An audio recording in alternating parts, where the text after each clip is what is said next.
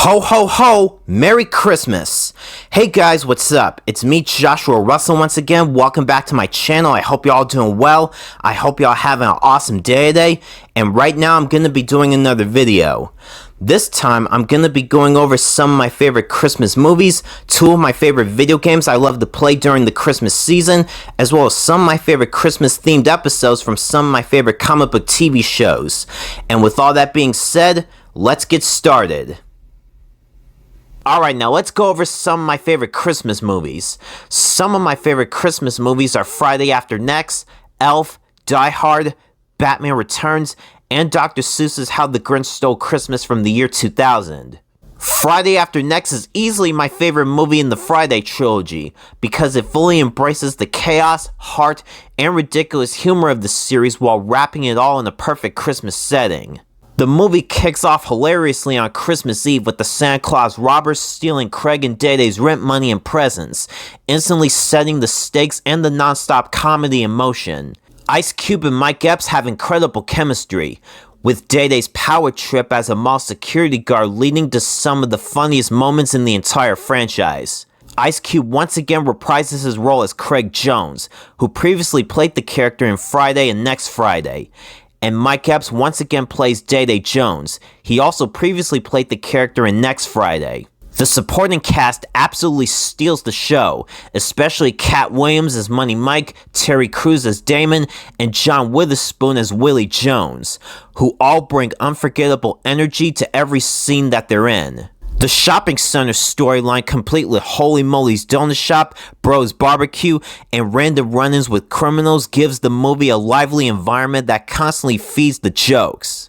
The Christmas Eve rent party is pure comedy gold, packed with wild interactions, escalating chaos, and classic Friday absurdity. The final chase with the Santa robber is both satisfying and hilarious, giving Craig and Day-Day a win that feels earned while still keeping the laughs coming.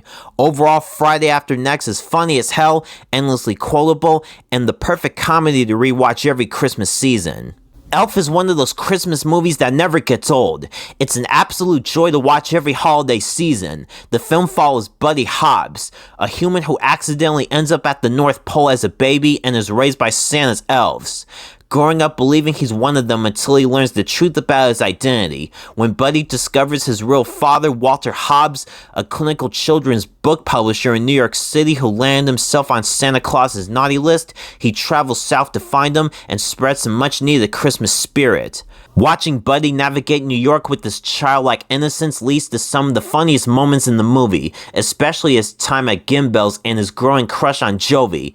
Will Ferrell is perfect as Buddy, fully committing to the character's over-the-top cheerfulness while still making him incredibly likable. The heart of the movie really shines through as Buddy slowly helps Walter reconnect with his family and rediscover what Christmas is all about.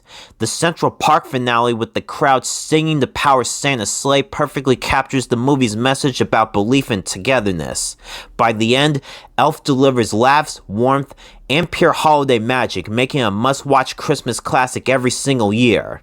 Die Hard is the ultimate Christmas action movie, blending holiday vibes with non-stop badass thrills. The film follows NYPD detective John McClane as he travels to Los Angeles on Christmas Eve to reconnect with his wife, only to be trapped inside Nakatomi Plaza when terrorists led by the ruthless Hans Gruber take everyone hostage. What makes the movie so compelling is watching John McClane, played perfectly by Bruce Willis, survive on pure grit, improvisation, and raw determination while battling enemies one by one. Alan Rickman delivers an iconic performance as Hans Gruber, giving the film a villain who's just as smart and memorable as the hero. The action is intense, brutal, badass, and creative, with shootouts, explosions, and clever traps that still hold up decades later. The Christmas setting adds a unique flavor, turning holiday decorations, music, and office parties into part of the chaos. Supporting characters like Al Palo and Argyle add heart and humor, balancing the tension with memorable moments. By the time John McClane defeats Hans Gruber and walks away battered but victorious, Die Hard cements itself as a legendary action classic that's perfect to watch every Christmas season. Batman Returns is a dark gothic sequel that fully embraces its Christmas setting while telling one of the most twisted Batman stories ever put on screen. The film opens with the tragic origin of Oswald Cobblepot, abandoned as a child and raised in Gotham sewers, only to resurface decades later as the Penguin during the holiday season.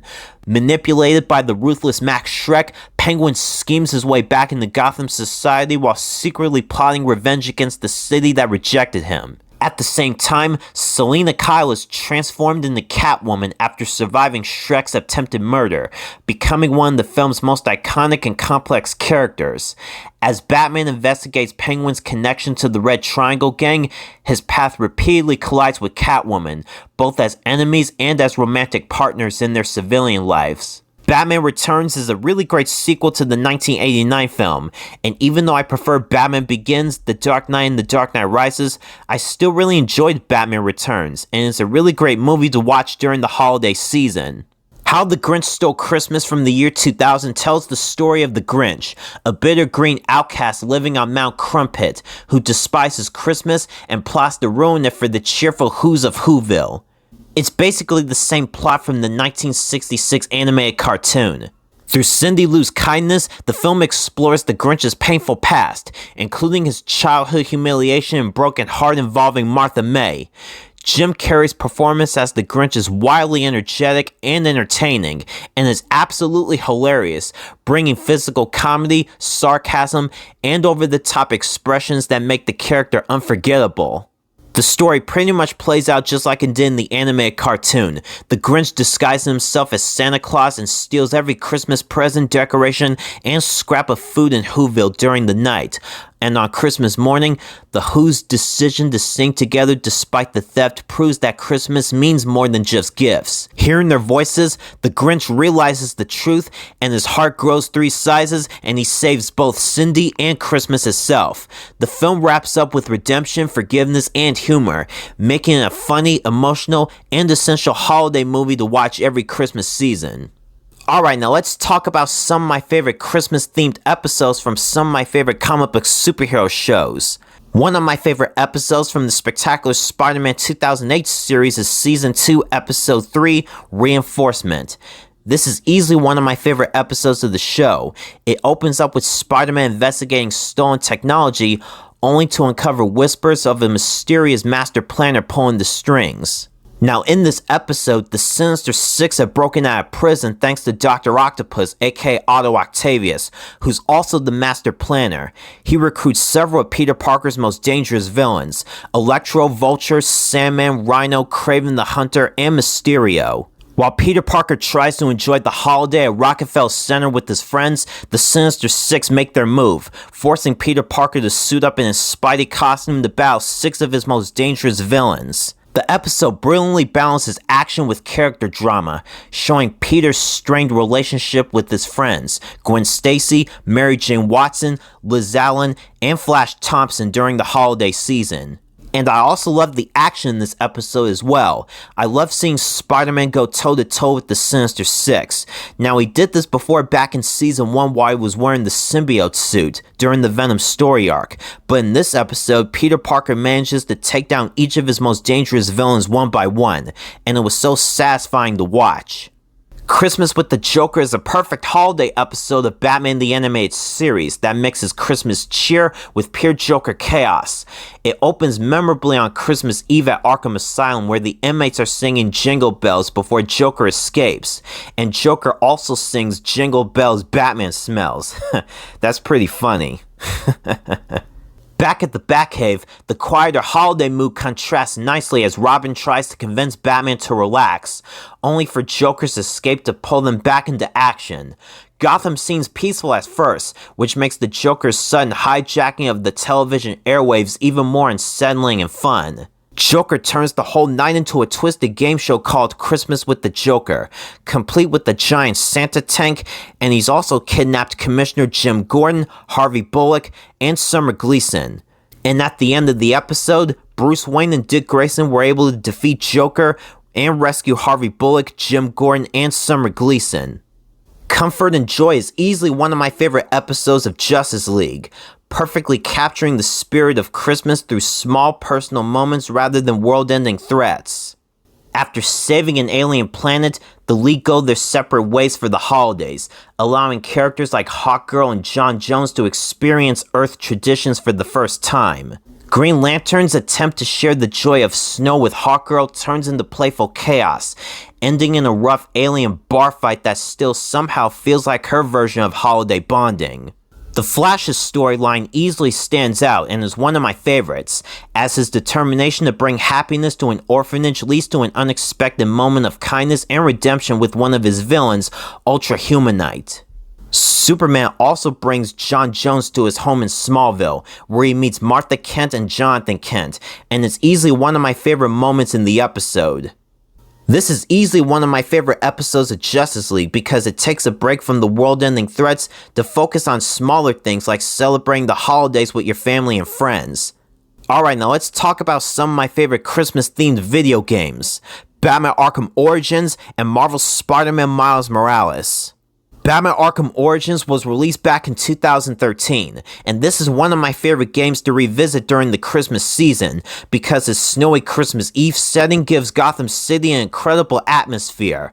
This game is set years before the events of Arkham Asylum and Arkham City. The game portrays a younger, more angrier Batman who's still earning his reputation while being hunted down by 8 deadly assassins after Black Mask placed a $50 million bounty on Batman's head.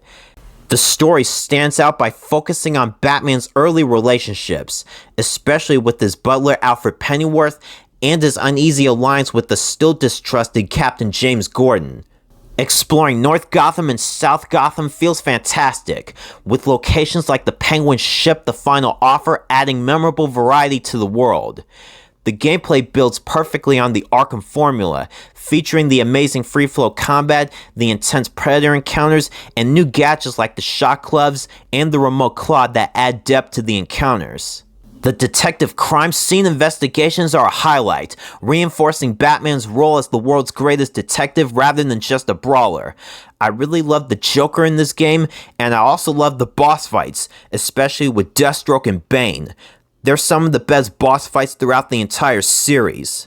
So overall, Batman Arkham Origins is easily one of my favorite games in the series, and it's right up there with Batman Arkham Asylum and Batman Arkham City, and in my opinion, it's a better game than Batman Arkham Knight, even though I enjoyed Arkham Knight despite its flaws. Marvel's Spider-Man Miles Morales continues the story after the events of the first game, following Miles Morales as he fully steps into the role of Spider-Man after a year of training under Peter Parker. Set during the winter and Christmas season, the game places Miles in Harlem as New York's sole Spider-Man while Peter leaves for Symkaria, forcing Miles to prove he can live up to the legacy while becoming his own hero. The story focuses heavily on Miles' personal life, especially with his relationship with his mother Rio Morales, his best friend Genki Lee, and his complicated bond with his uncle Aaron Davis, aka the Prowler. A major conflict erupts between the corrupt Roxxon Energy Corporation and the high-tech criminal group known as the Underground, led by Miles' childhood friend Finn Mason, aka the Tinkerer. Miles' new bioelectric venom powers play a crucial role in both story and gameplay, symbolizing his growth but also causing devastating consequences. As the battle over Nuform escalates, Miles struggles with public trust, personal loss, and the responsibility of protecting his community. The emotional core of the game shines through its themes of family, sacrifice, and what it truly means to be a hero. By the end, Miles proves that he's not just replacing Peter Parker, but he's also earned his place as his own Spider-Man, making a powerful and memorable experience to revisit during the Christmas season. And that pretty much wraps up today's video. I hope you guys enjoyed it. Thanks for watching. Don't forget to like, comment, and subscribe. And you can also follow me on Twitter and Instagram and like me on Facebook. Take care, stay safe, stay awesome, and I hope you all have a Merry Christmas.